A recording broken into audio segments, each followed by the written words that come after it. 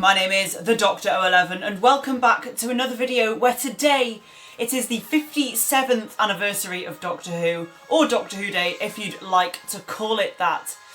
And considering my name's the Dr. 011, I thought we've got to do something for Doctor Who Day.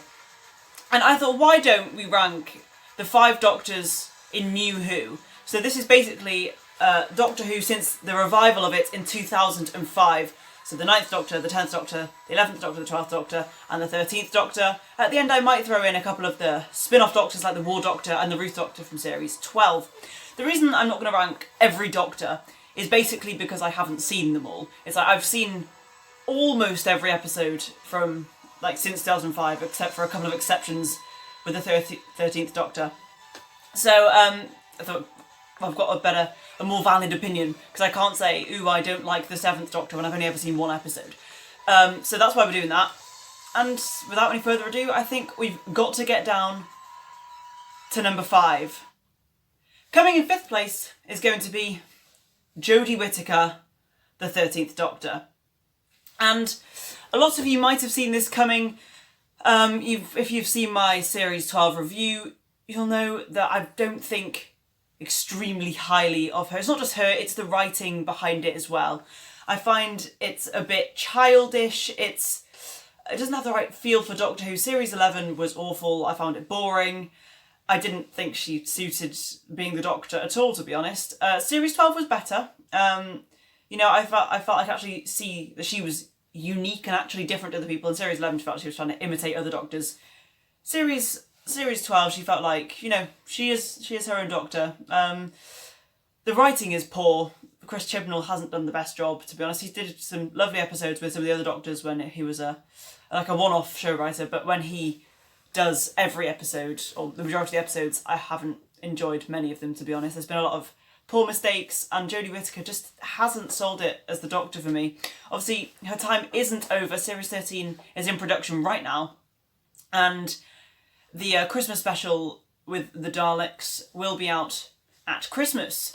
So that'll be pretty soon, and maybe, you know, I'll enjoy her as a Doctor even more, but I think the gap between 5th and 4th is quite big, so I don't think she's going to be moving out of 5th anytime soon. So that was Jodie Whittaker in 5th place. So moving on to number 4th, we have Christopher Eccleston, the 9th Doctor. And first things first, I'm going to say I really like Christopher Eccleston. I think he was perfect to bring Doctor Who back, because Doctor Who had to make an impression for it to stay on our screens. Obviously, it'd been away for so long, and he brought something different, exciting and new, but at the same time, he had a lot of the things that made the Doctor from before. I think he was exciting, he had energy, and he had quirkiness as well. You know, I think the depth of his performance was really good, because there's moments where he's really, you know, really stupid, if you want, and there's, like in his first episode, when he's looking for a big circular dish or something like that, and Rose is like, it's the London Eye, it's behind you. And then he's like, oh yeah. Because, you know, there needs to be that moment in a Doctor Who episode where the companion tells the Doctor what to do. You know, there is lots of instances of that. And I think, you know, he's portrayed the Doctor very well. In some episodes, you know, he's very serious, and, you know, he's a good serious actor, Christopher Eccleston. It's a real shame that he fell out with the BBC or whatever. Because, you know, he was really good. It's a shame we only got to see him for one series. But, you know, I really, really like that series. It's got some really strong episodes. The finale is fantastic. Do you see what I did there? You know, if you're a Doctor Who fan, you know, that's Christopher Eccleston's, you know, signature line. But yeah, no, he was really good. I enjoyed watching him, because I think there was never really a boring moment with him on screen. Russell T Davies, you know, fabulous Doctor Who writer. And yeah, no, I really enjoyed him as the Doctor. He had a strong companion in Rose. And that's not much more I can say, to be honest. The gap between 4th and 5th is quite a big one, as I've said already. So yeah, 4th place, Christopher Eccleston. We're going to move on to 3rd in a second. So, coming in 3rd place, we have Peter Capaldi, the 12th Doctor. And I'm going to say the same thing I did for the 9th Doctor. I really like Peter Capaldi. You know, I really rate his performance. It's very different to, you know, the Doctors we'd seen before him. And I love it, to be honest. He brought a darker side to the Doctor that we had seen glimpses of in the past, but yeah, I feel like it was quite prominent through his performance.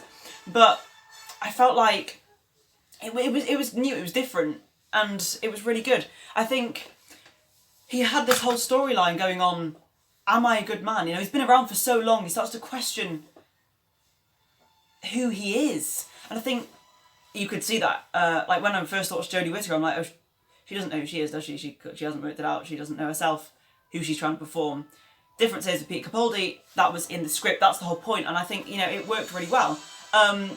He bounces off well with Clara. I think Clara really developed quite well as a character. Like Jenna Coleman's performance of Clara improved in series 8 and 9 alongside Peter Capaldi. I think they had some good, a good bond as a Doctor and a companion. And one thing I've got to say is that he doesn't even have the best episodes. I think the difference is, I'm going to keep comparing these Doctors to Jodie Whittaker because I think, you know, there's a gap, and I want a Doctor Who to be brilliant, and if it's not where it was, then I want to try and suggest improvements. But even when there was a not so good episode, I still enjoyed it because the performance from the Doctor and the rest of the cast was really good. So it's like, even if it is a dip of an episode, you're like, no, I still enjoyed that because the Doctor was good. The difference nowadays is that I don't think the cast is that strong. So when there's a bad episode, it really shows. So I think it's definitely a case of you could see his desire to be the Doctor, and his performance was really good. I liked his TARDIS, it matched his personality. I haven't really mentioned the TARDISes up until now, but yeah, I'm going to bring it up again, but I don't like the 13th Doctor's TARDIS. 9th Doctor's, yeah, I like it very much. No, Peter Capaldi's TARDIS is probably one of my favourites. Yeah, it matched his personality. It was just an objectively better version of the Series 7B Matt Smith TARDIS. So yeah, Peter Capaldi, really like him. He's got some good storylines, and his performance was great. I enjoyed him as the Doctor, and it was sad when he had to go because, you know, even when he had in Series 10 with Bill, it was different, but I think he worked well with her as well, and it was different with Bill and Nardole. It was a different side of him, but it was still interesting, and it was new and fresh, and I enjoyed it. So that's Peter Capaldi coming in third. So next up, we're going to have the Doctor who comes in second place. And of course, once I reveal second place, you're going to know who's come first. But nevertheless, coming in second place, we have David Tennant, the 10th Doctor. And for some people, David Tennant is the Doctor. He's their favourite Doctor, he's a fan favourite, and for good reason. He had big shoes to fill. You know, this is the first regeneration in New Who, just like how Christopher Eccleston had to make an impression, and boy did David Tennant make an impression. He was brilliant. Honestly, from the moment he became the Doctor, you could see he had, you know, some of the quirks that made Christopher Eccleston so good. But, you know, it was different. It was, once again, with a regeneration with the Doctor, you want to be able to see that's the Doctor pretty quick. You've got to be able to latch on and be like, right, this is the Doctor, we can go forward. And yes, that happened pretty quickly. His performance is great. He has that depth, just like I said with Christopher Eccleston and with Peter Capaldi as well. But definitely how he can be joyful, happy, playful, alien, and then can snap to being really serious, just like that. And that takes some real skill, and it was very, very, very convincing performance. He has some fabulous episodes, and just like, well, very unlike Christopher Eccleston, and even Peter Capaldi, and Jodie Whittaker, of course, who's only had one set of companions. Peter Capaldi had two. But he had 3 different companions every series, so you could really see he interacted differently with them, but you know, it was the same person. And it was really interesting to watch, to be honest, because you have Rose, who's with the 9th Doctor. Everyone loves Rose, unless you don't. You know, everyone's entitled to their opinion. But Rose, you know, she was really strong, and then you move to Martha, and she's great in her own way, and then move on to Donna, and they all offer different things, and the 10th Doctor reacts differently to them, and I think it makes it really good. It keeps every series being different and exciting and new. And yeah, no, he's really good, to be honest. He doesn't have many bad episodes, and even when there is a bad episode, it's like I said with Peter Capaldi, he's so good himself that, you know, he can carry a bad episode and you still really enjoy it. Yeah, it's like there wasn't loads different from Christopher Eccleston in terms of the TARDIS was the same, the sonic screwdriver was the same, but the Doctor was very different, yet the same in his own way. You know, he expanded the Doctor, and he's really enjoyable. I think it's when you get to the end of time, part 1 and 2, like his finale episodes, and his performance is fantastic. It's brilliant, and it is that whole when he's about to regenerate, I don't want to go, and you genuinely feel sad because you can tell he does. You know, he's loved being that version of the Doctor. He doesn't want to change. It's that harsh reality that he's going to be a new person, and you know his performance was absolutely brilliant. I can completely agree why anyone would put him as their number 1 Doctor, but of course you all know now who is my favourite Doctor, and to be honest, you probably saw it coming anyway. And the channel name and all that. But yes, we're just going to get straight on with it. My favourite Doctor is the 11th Doctor, Matt Smith. And this may be a bit of nostalgia because this was the first Doctor I properly watched. Like, I started watching with David Tennant, but when the 11th hour came around, I was hooked. I watched every episode from then on because he was so good. Unlike some Doctors, when they regenerate, they feel a bit, you know, regeneration energy and all that, a bit queasy. Matt Smith just got straight in with it. You know, he was completely bonkers in the first episode. That was brilliant, you know. You could tell this Doctor is not playing around. You know, this is the Doctor now, get used to it. And I loved it, to be honest. Yeah, I mean, what can I say? He's got so much energy and he feels so alien, yet exciting. And I've said this with every Doctor, but as you come out of regeneration, you've got to be exciting and new. And he regenerated and was off doing things straight away. You know, it was really good. He wanted to be active, you can tell. And all throughout the series, obviously, him and Amy, one of the best Doctor and companion partners ever. You know, they had such a good bond, and you know when the Doctor lost Amy, and of course Rory as well. Rory was wonderful on those missions, but it was so sad. I genuinely cried for a good 10 minutes when Amy went. Half because of Amy's performance or Karen Gillan's performance, and Matt Smith's performance was fabulous. You know, I loved it so much.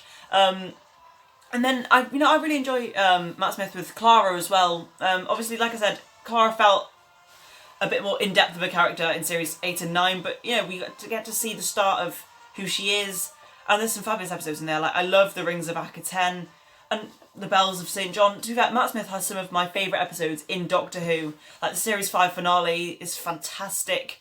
There's so many episodes that I love, and it's like when I was re-watching it a few months ago. Series 6 has this storyline that, after watching it a second time, you know, you can follow it, and I'm like, this all makes sense, you know, this is great. And no, his performing is fantastic, and there it is. My favourite Doctor is Matt Smith. So, coming in 5th, we have Jodie Whittaker. Coming in 4th, we have Christopher Eccleston. Coming in 3rd, we have Peter Capaldi. Coming in 2nd, we have David Tennant.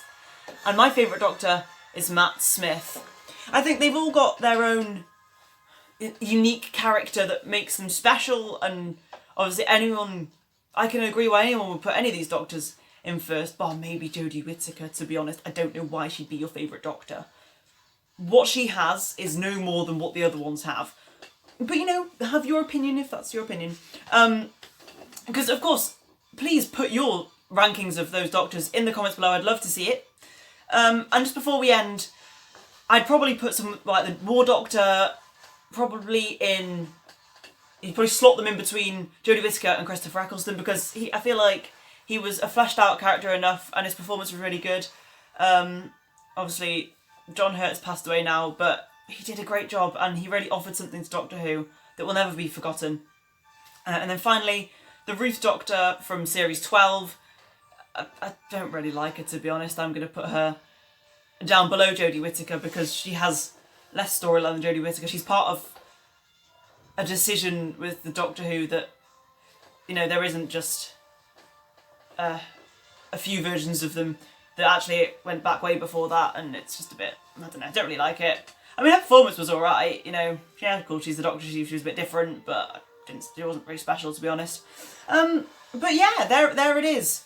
Happy Doctor Who Day, everyone. Hopefully you have a lovely day. And yeah, if you enjoyed this ranking, then of course, leave a like and subscribe if you're new around here.